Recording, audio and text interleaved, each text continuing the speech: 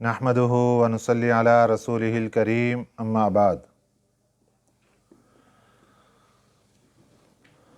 अऊज़ु बिल्लाहि मिनश शैतानिर रजीम। बिस्मिल्लाहिर रहमानिर रहीम। हामीम वल किताबिल मुबीन। इन्ना अंज़लनाहु फ़ी लैलतिन मुबारकतिन इन्ना कुन्ना मुंज़िरीन। सदक़ल्लाहुल अज़ीम। आज का हमारा सबक शअबानुल मुअज़्ज़म के इस बाबरकत महीने के हवाले से होगा। ख़ुसूसी तौर पर शब बरात के हवाले से, जो कि अभी चंद दिनों के बाद अल्लाह ताला की तरफ से बहुत बड़ी रहमत हमें अता होने वाली है। शअबान ये जो महीना है, ये अल्लाह ताला के नबी सल्लल्लाहु अलैहि वसल्लम ने जब रजब का महीना आता तो आप सल्लल्लाहु अलैहि वसल्लम वहीं से ही रमज़ान की तैयारी शुरू फरमा दिया करते थे। उसके बाद शअबान का महीना आता तो आप ये इरशाद फरमाते थे कि शअबान मेरा महीना है। जिस बंदे ने इसकी ताज़ीम की गोया उसने मेरी ताज़ीम की, और जिसने मेरी ताज़ीम की क़यामत के दिन उसकी शिफ़ात अता करूँगा और उसकी माफ़ी का अल्लाह ताला से इस्तिग़फ़ार करके उसकी माफ़ी दिलाऊँगा। तो शअबान का महीना ये बहुत ही बाबरकत बासआदत महीना है।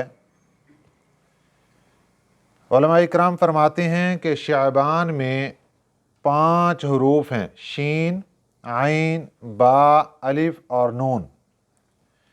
शीन ये बताती है शराफत, आइन बताती है उलूव मर्तबत, मर्तबे की बुलंदी, बा बिर से है नेकी, और अलिफ उल्फत से है मोहब्बत, नून नौरानियत से है। गोया कि ये 5 चीज़ें जो बहुत बड़ी बड़ी अल्लाह की तरफ से रहमतें और अनायतें हैं, शराफत, मर्तबे की बुलंदी, नेकी का हुसूल, मोहब्बत और नौरानियत, ये शअबान के इन 5 हरूफ से अल्लाह ताला की तरफ से हमें अता हो जाती हैं। जो बंदा शअबान की ताज़ीम करता है तो अल्लाह ताला उसको ये 5 नेमतें अता फरमा देते हैं। शअबानुल मुअज़्ज़म की वैसे तो हर रात ही अफजलियत रखती है, फजीलत रखती है, हर दिन बाबरकत है। ख़ुसूसी तौर पर इसकी जो 15वीं रात है, जिसको शब बरात का नाम दिया जाता है, उसके बहुत ज़्यादा फ़ज़ाइल व मनाक़िब अहादीस मुबारका में मनक़ूल हुए हैं। शब बरात की फ़जीलत 10 सहाबा इकराम रिज़वानुल्लाहि अलैहिम अजमाइन से मरवी है कि ये बहुत फ़जीलत वाली रात है। इस रात में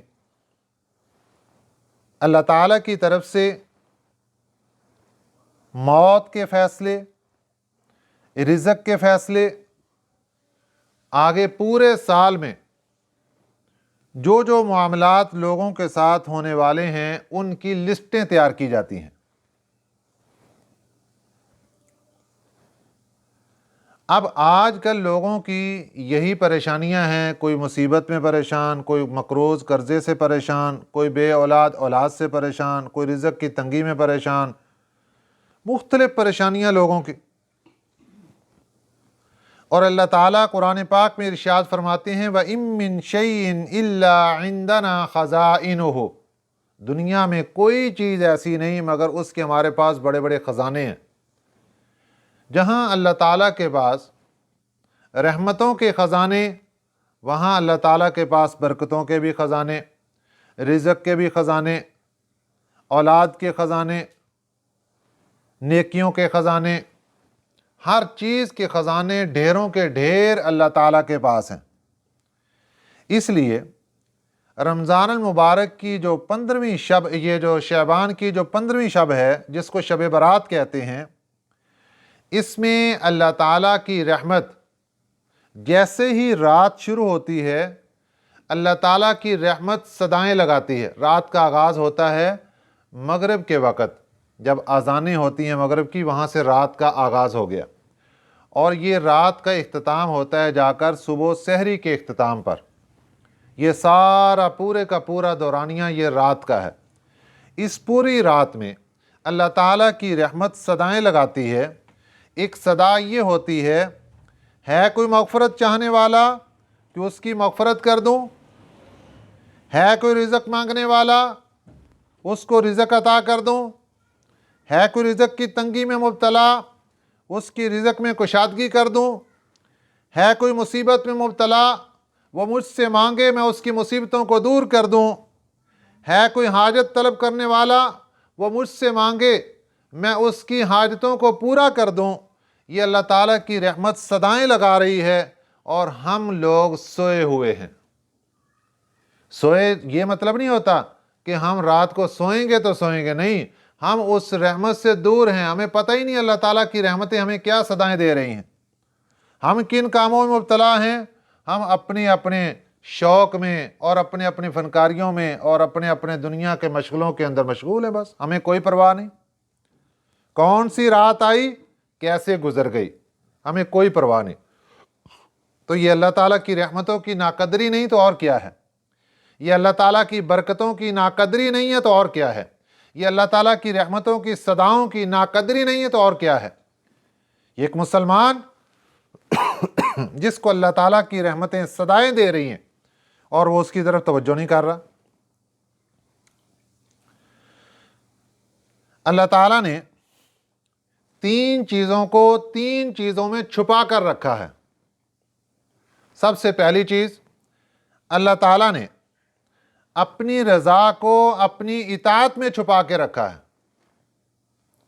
गोया के जो बंदा अल्लाह की इताअत करता है अल्लाह उससे राज़ी हो जाते हैं।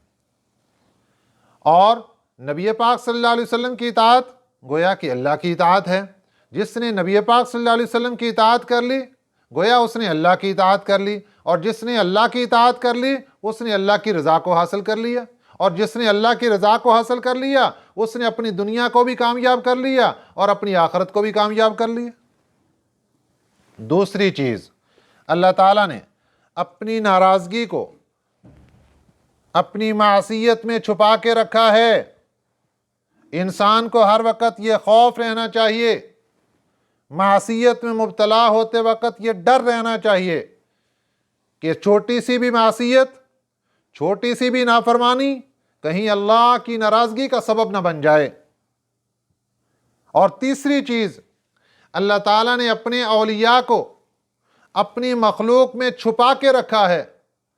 क्या मालूम किस बंदे का अल्लाह की ज़ात के साथ कैसा ताल्लुक़ है, किस बंदे का अल्लाह की ज़ात के साथ विलायत का कितना ताल्लुक़ है, किस बंदे की अल्लाह के साथ दोस्ती कितनी मजबूत है, कोई पता नहीं हमें। इसलिए हर बंदे को मोहब्बत की निगाह से देखना, हर बंदे का एहतराम करना, हर बंदे को अपने से मुअज़्ज़ज़ समझना यह ज़रूरी है। फिर इंसान के अंदर से तकब्बुर ख़त्म हो जाएगा, इंसान किसी को हकीर नहीं समझेगा। आज माल दौलत वाला एक गरीब को मुंह नहीं लगाता और उसको बड़ी हकारत की निगाह से देखता है, लेकिन क्या मालूम अल्लाह ताला के यहाँ उसका कितना मकाम है। इन्न अक्रमकुम इंदल्लाहि अत्काकुम, अल्लाह के नज़दीक तुम में से मुअज़्ज़ज़ वो है जो तकवे में बड़ा है। मालदार होना ये अल्लाह के नज़दीक मुअज़्ज़ज़ होने की निशानी नहीं है। और तकवा कैसे हासिल होता है, ये जो सेल मेला नहीं जैसे लगता कि लूट लो लूट लो, इसी तरह अल्लाह की रहमत के भी मेले लग रहे हैं, सेल लग रही है। लूट लो, जिसने जितनी रहमतें लूटनी है लूट लो। पूरा महीना रमज़ान मुबारक का आगे आने वाला है, अल्लाह ताला ने उससे पहले, इसको हम यूं कहें तो ये भी वजह होगा कि अल्लाह ने बख्शिश का कैंप लगाया है 15वीं रात को। अल्लाह ताला ने मुसीबतें दूर करने के लिए कैंप लगा दिया, अल्लाह ने रिज़्क़ की तंगियों को दूर करने के लिए कैंप लगा दिया, अल्लाह ने गुनाहगारों को माफ़ करने के लिए कैंप लगा दिया। मांगो तो सही, तुम्हारे मांगने में देर हो सकती है, अल्लाह के अता करने के अंदर कोई देर नहीं हो सकती।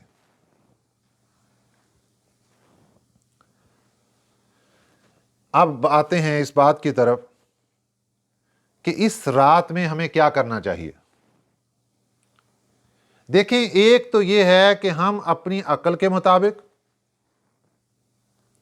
हम अपने शौक और ज़ौक़ के मुताबिक कोई काम करें, और दूसरी तरफ है कि हम नबी पाक सल्लल्लाहु अलैहि वसल्लम की तालीमात को सामने रखें, सहाबा इकराम रिज़वानुल्लाहि अलैहिम अजमाइन के अमल को सामने रखें, और उसके मुताबिक अगर हम ये रात गुजारेंगे तो फिर तो ये रात इबादत बन जाएगी।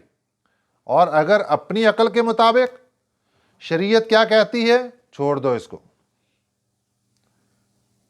सहाबा इकराम रिज़वानुल्लाहि अलैहिम अजमाइन का अमल क्या कहता है, उसको एक तरफ रख दिया, अपने ज़ौक़ को देखा, अपने शौक़ को देखा, अपने अकल के तराजू को खोला और उसके पलड़े में रख के जो जी में आया उसी तरीके से बैठ गया। हाँ, इबादत करनी भी हो तब भी जैसे अल्लाह और उसके रसूल सल्लल्लाहु अलैहि वसल्लम ने सिखाई है वैसे करेंगे तो इबादत बनेगी, अगर वैसे नहीं करेंगे तो वह इबादत नहीं बनेगी।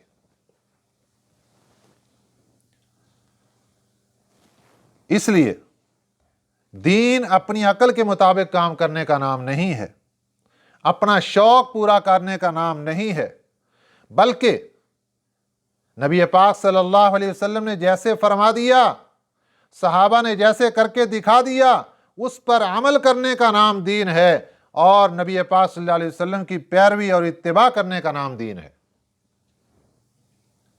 अगर अपनी अकल के घोड़े दौड़ाएंगे ये दीन नहीं होगा, ये अपना शौक तो हो जाएगा, अपनी ख्वाहिश तो पूरी हो जाएगी, लेकिन दीन नहीं होगा।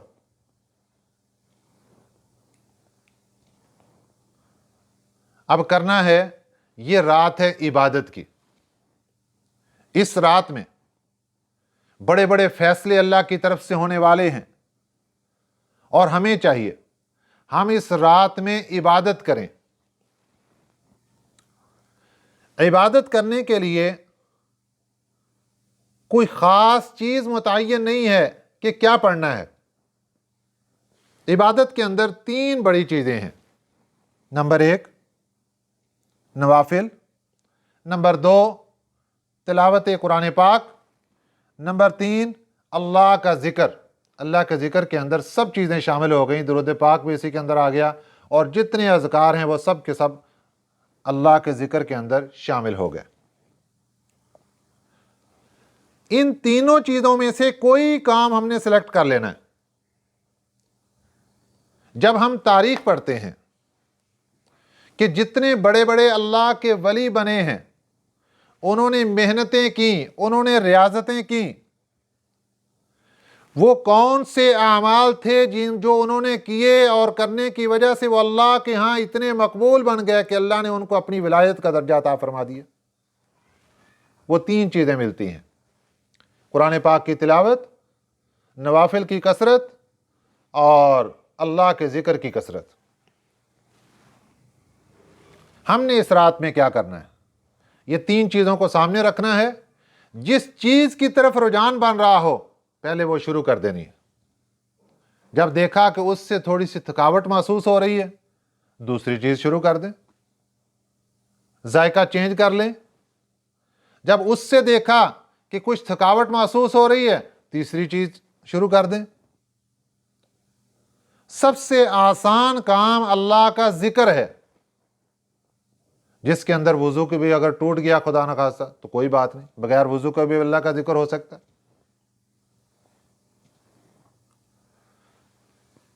एक बात तो यह कि हमने इबादत इस तरीके से करनी है। اور اس میں کوئی متعین نہیں ہے نوافل پڑھنے کا خاص طریقہ کیا ہے، کوئی منقول نہیں۔ ہاں، صلاۃ التسبیح اگر پڑھیں گے تو اس کا ایک خاص طریقہ ہے، اسی طریقے کے مطابق صلاۃ التسبیح پڑھی جائے گی، لیکن صلاۃ التسبیح کی جماعت نہیں کروائی جائے گی۔ جماعت وہ مقامات جن میں ہمارے نبی صلی اللہ علیہ وسلم نے جماعت کروائی ہے، ان میں جماعت کے ساتھ نماز پڑھیں گے تو افضل ہے، کیونکہ ہمارے آقا صلی اللہ علیہ وسلم نے پڑھائی، صحابہ نے پڑھی، وہ جماعت ٹھیک ہے۔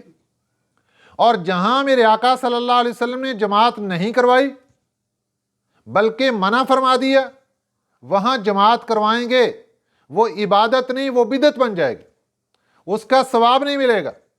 حضرت امام اعظم ابو حنیفہ رحمۃ اللہ علیہ کے نزدیک صلاۃ التسبیح یہ ایک نفلی نماز ہے، اس کی جماعت کروانا مکروہ تحریمی ہے، ثواب حاصل کرنے کے بجائے الٹا بندہ گناہگار ہو جائے گا۔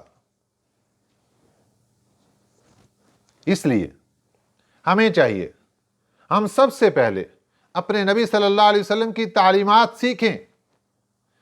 آپ صلی اللہ علیہ وسلم کی تعلیمات کے مطابق صلاۃ التسبیح نفلی عبادت ہے،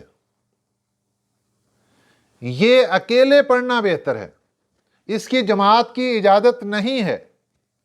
اب سوال پیدا ہوتا ہے، جناب اگر ہم اکیلے پڑھتے ہیں، گھر کے اندر بیٹھ کے اگر ہم عبادت کرتے ہیں تو نیند آنے کا خطرہ ہے۔ دیکھیے اللہ تعالیٰ نے ہمارے اوپر جتنے احکامات نازل فرمائے، ہر ایک کا اللہ نے مرتبہ الگ الگ رکھا ہے، اور اس میں ایک مقام اللہ نے دیا ہے نوافل کا، اور نوافل کے بارے میں حکم شریعت کا یہ ہے کہ یہ گھر کے اندر ادا کیے جائیں، سنتیں گھر کے اندر ادا کی جائیں۔ نوافل یہ اللہ اور بندے کے درمیان خصوصی راز کا تعلق ہے، اللہ نے یہ عبادت کی رات عطا فرمائی، خصوصی طور پر ایمان والوں کو پروٹوکول دیا، اللہ تعالیٰ نے خصوصی ٹائم دیا اپنی ملاقات کا، ایمان والوں کو خصوصی ٹائم دیا اپنی رحمت کے سائے میں بیٹھنے والوں کو کہ آؤ اور اس خاص ٹائم میں مجھ سے ملاقات کرو۔ اب بندہ وہ سب کچھ چھوڑتا ہے اور چھوڑ کے جناب وہ 4 بندوں کا، 10 بندوں کا، 20 بندوں کا جگٹھا بنایا اور بیٹھ کے گپ شپ بھی ہو گئی اور عبادت بھی ہو گئی، نہ وہ عبادت رہی نہ کسی چیز رہی، وہ عبادت ثواب حاصل کرنے کے بجائے گناہ اکٹھے کر کے رات کو سو جاتے ہیں۔ جب تک آداب بجا نہیں لائیں گے، جب تک اپنی سمجھ کے اندر یہ بات نہیں ہوگی کہ آج وہ رات ہے جب اللہ کی رحمت صدائیں دے رہی ہے اور مجھے یہ پکارا جا رہا ہے کہ تجھے مغفرت چاہیے تو لے لو، تجھے اگر برکت چاہیے تو حاصل کر لو، اور میں 4 بندوں کا اور بہت بڑا مجمع لے کر بیٹھ گیا۔ دیکھیے اس کی مثال ایسی ہے کہ بادشاہ وقت نے ایک آدمی کو بلا بھیجا کہ دیکھیں رات کو 9-10 بجے آپ کا اور میرا ملاقات کا ٹائم ہے، اور اس نے 20-25 بندے اکٹھے کیے اور نعرے مارتا ہوا آ گیا۔ اب بادشاہ ناراض ہوگا یا راضی ہوگا اس سے؟ بھئی تجھے تو خاص ملاقات کا ٹائم دیا تھا اکیلے کو، اور یہ تو کیا کر کے آ گیا؟ اللہ تعالیٰ اس رات کو خاص ملاقات ایک ایک مومن سے کرنا چاہتے ہیں، ایک ایک مومن کو صدائیں دے رہے ہیں، مانگ لے جو مانگنا ہے، کوئی پریشانی ہے مانگ مجھ سے، میں تجھے پریشانی تیری دور کر دوں، مانگ تو صحیح۔ تو اللہ تعالیٰ کی رحمت تو صدائیں دے رہی ہے اور ہم کسی اور چکر میں پڑ جاتے ہیں۔ تو پہلی بات یہ ہو گئی، کوئی خاص عبادت متعین نہیں، صلاۃ التسبیح پڑھنی ہے، اس کا طریقہ پوچھ لینا چاہیے اور اس کے مطابق پڑھنی چاہیے، اس کی جماعت نہیں کروانی، اکیلے پڑھنی ہے، سکون کے ساتھ پڑھنی ہے۔ اگر نیند کا خطرہ ہے کسی کو تو دیکھیں ساری رات جاگنا یہ فرض عین نہیں ہے، یہ واجب بھی نہیں ہے۔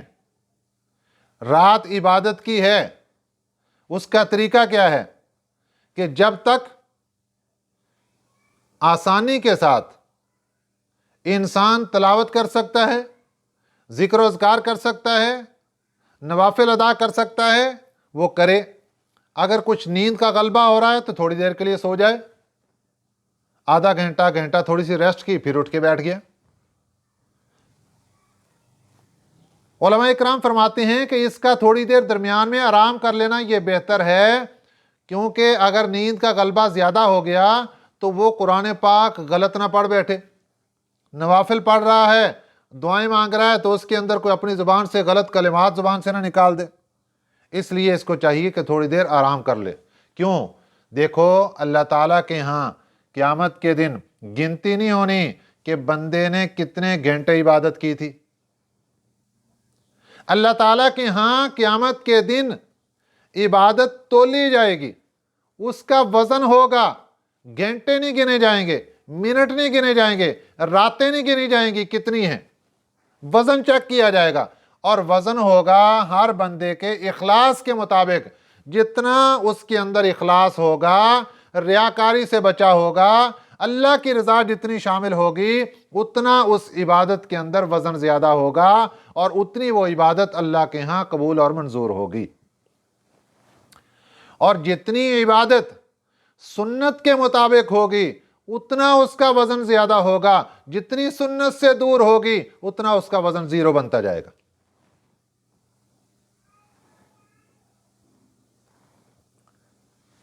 अब औरतें भी जमात करवा लेती हैं, फलां जगह सलात तस्बीह हो रही है, सलात तस्बीह की जमात हो रही है, हम जा रहे हैं पढ़ने के लिए। अब वहाँ गए, गपशप लगाई, कोई इधर से उसकी गिबत हो गई, उधर से कोई औरत का तो घर से निकलना ये दुरुस्त ही नहीं। रात के वक़्त में सलात तस्बीह पढ़ने जा रही हैं, तो देखें एक ही मकाम पर कितने गुनाह इकट्ठे कर लिए। लोग क्या करते हैं, एक मकाम पर बैठ के नेकियों का उसूल करते हैं कि फलां भी नेकी, फलां भी नेकी, फलां भी, फलां भी, फलां भी, और यहाँ एक ही मकाम पर बैठ के कितने गुनाह इकट्ठे कर लिए।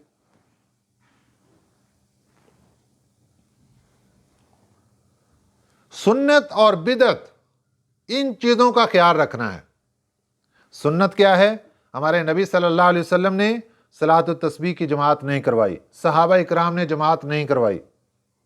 जब इजाज़त नहीं है, ये नफली नमाज है और इसकी इजाज़त नहीं है, तो हम इसको क्यों पढ़ेंगे फिर जमात के साथ?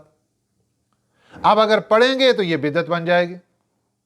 अब कानून क्या है कि जो बंदा बिदअत पर अमल करता है, उसके लिए अल्लाह ताला फिर बिदअत के रास्ते आसान करते जाते हैं। और उसका नुकसान क्या होता है कि सुन्नत उसके यहाँ मिटती जाती है, सुन्नत का मकाम ख़त्म होता जाता है, सुन्नत पर अमल करना उसके लिए मुश्किल हो जाता है। आप देख लें कितने लोग हैं कि जो सलात तस्बीह के लिए तो पूरी मस्जिद भर जाएगी, सलात तस्बीह के लिए आज ऐलान करें सारा घर आपका भर जाएगा कि सलात तस्बीह की जमात होने लगी, और वहाँ पूछ के देख लें फ़र्ज़ नमाजें नहीं पढ़ेंगी।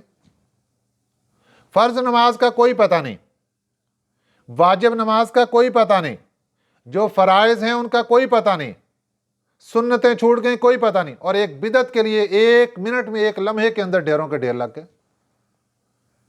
ये कितना अलमनाक वाक़या है हमारे यहाँ। वजह क्या है कि गुनाह गुनाह को खींचता है, नेकी नेकी को खींचती है। सुन्नत पर अमल करेंगे, उससे उसके ज़रिए से आगे दूसरी सुन्नतों का रास्ता आसान हो जाएगा, और बिदअत पर अमल करेंगे तो आगे बिदअतों का रास्ता आसान हो जाएगा, और सुन्नत का वकार उससे यहाँ से ख़त्म हो जाएगा। हमें चाहिए कि हम इन चीज़ों का ख्याल रखें।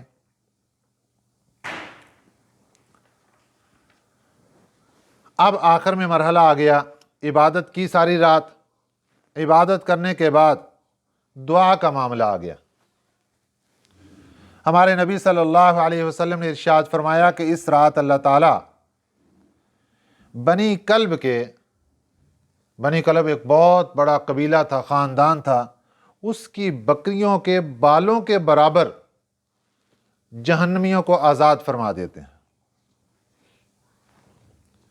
अब बनी कल्ब जो कबीला है, उसकी बकरियां इतनी ज़्यादा थीं कि एक पहाड़ से दूसरे पहाड़ तक वो रेवड़ों के रेवड़।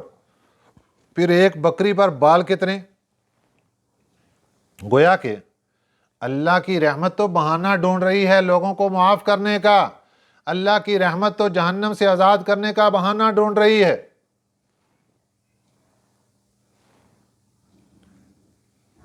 اب ہم نے ہے مانگنا آخر میں. دیکھو ایک ہے دعا کا پڑھنا,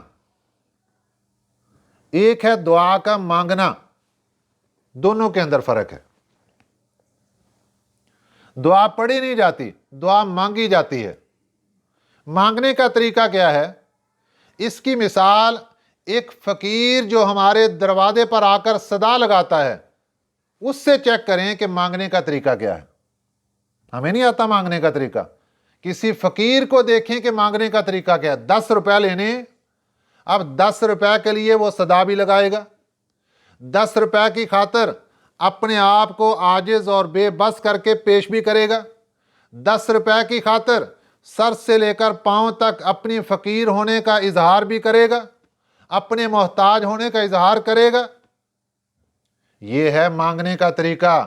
وہ 10 روپے کی خاطر سر سے لے کر پاؤں تک اپنے آپ کو محتاج کر کے پیش کر رہا ہے, اور ہم اللہ تعالیٰ سے مانگ رہے ہیں جنت, ہم اللہ تعالیٰ سے مانگ رہے ہیں اپنے گناہوں کی معافی, ہم اپنے اللہ تعالیٰ سے مانگ رہے ہیں اور بہت سی چیزیں, اور صرف زبان بول رہی ہے, دل و دماغ کہیں اور پہنچا ہوا ہے. یہ مانگنا نہیں ہے. اور پھر ہم زبان سے رٹی رٹائی دعائیں بول رہے ہیں, کوئی پتہ نہیں کیا بول رہے ہیں. یہ بھی مانگنا نہیں ہے.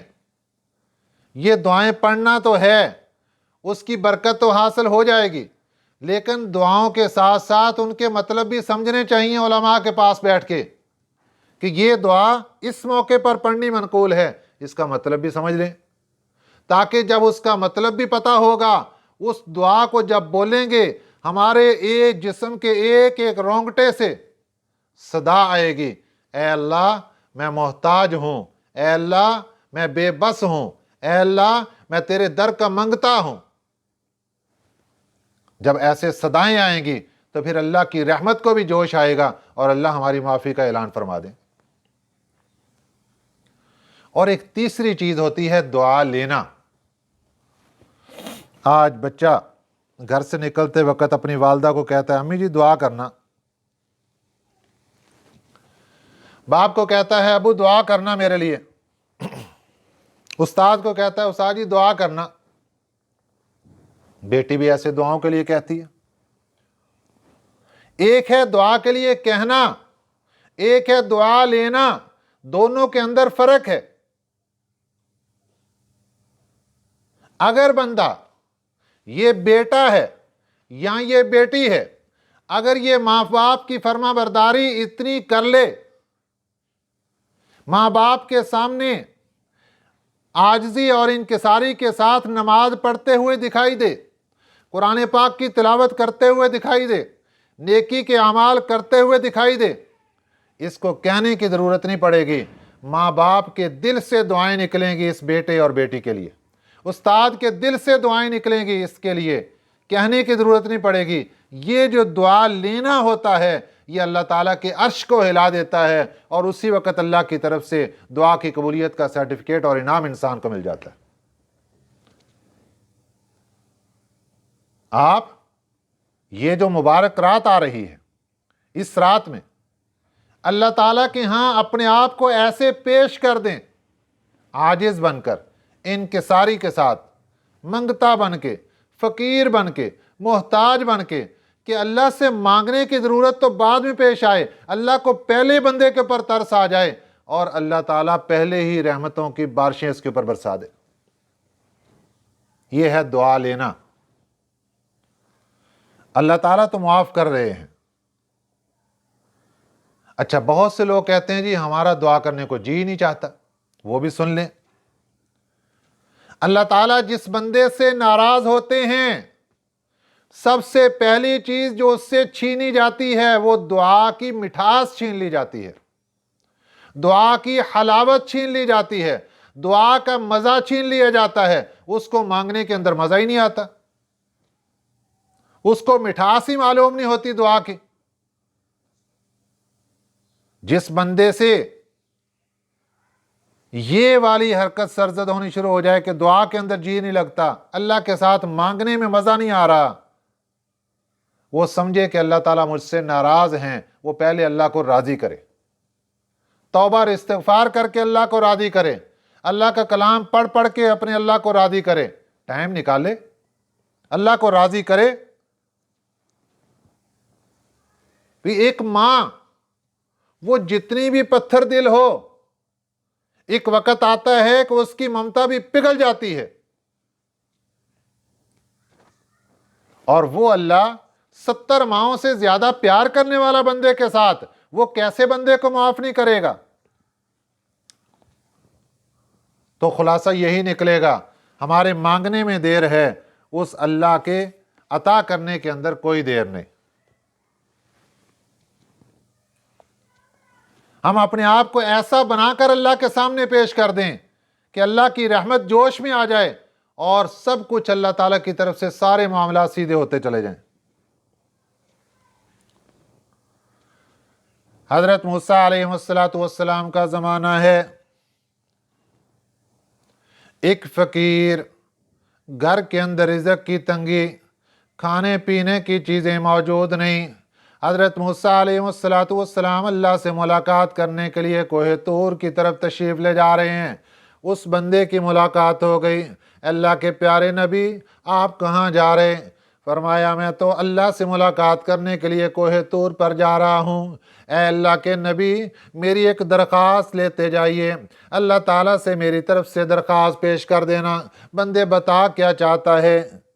बंदा अर्ज़ करता है, ऐ प्यारे कलीम, अल्लाह ताला से दरख्वास्त करना, ऐ मेरे अल्लाह, तेरे पास मेरे रिज़्क़ तंग है, तेरे पास मेरा रिज़्क़ थोड़ा है, मेरी ज़िंदगी जितनी भी है वो सारा रिज़्क़ मुझे एक ही दिन में इकट्ठा अता कर दे, ताकि मैं 4 दिन खा के ज़िंदगी में सुकून तो हासिल कर सकूं। ये थोड़ा थोड़ा करके मुझे मिलता है, कोई दिन सुकून में नहीं आता।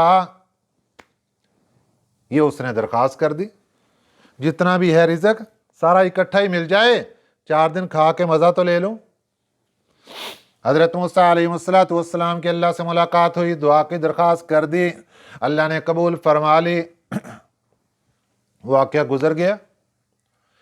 3-4 साल गुजरने के बाद एक दिन हज़रत मूसा अलैहिस्सलाम को ख्याल आया, वो फलां बंदे ने अपना रिज़्क़ एक दिन में मंगवा लिया था, उसका पता तो करूं किस हाल में है।